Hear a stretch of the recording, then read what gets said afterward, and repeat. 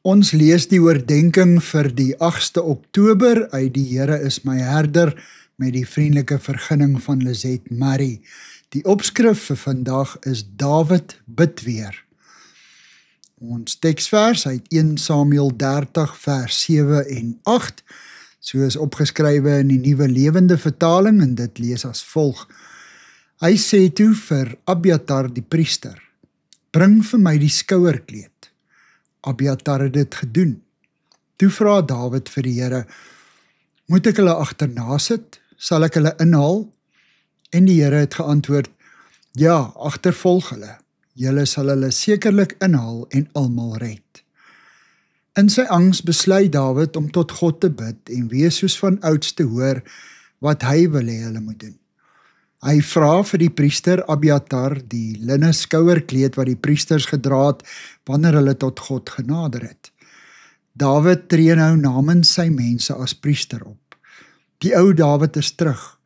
Hy maak nie meer op sy eie insig staat nie, maar soek sy hulp by God voordat hy enige planne maak. God is genadig en goed en getrou.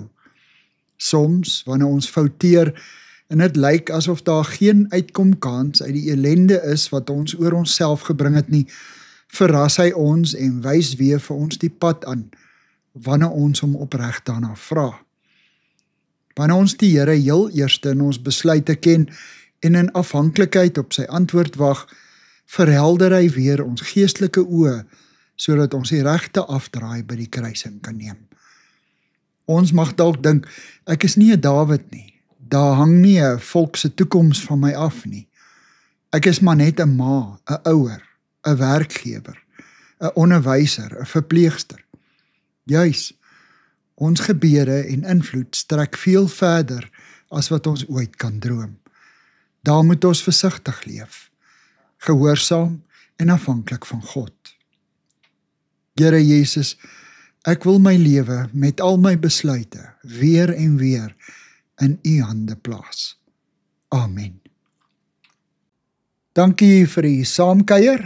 Ek deel Lizet se kontak en webblad besonderhede in die inligtingsparagraaf van hierdie voorlesing.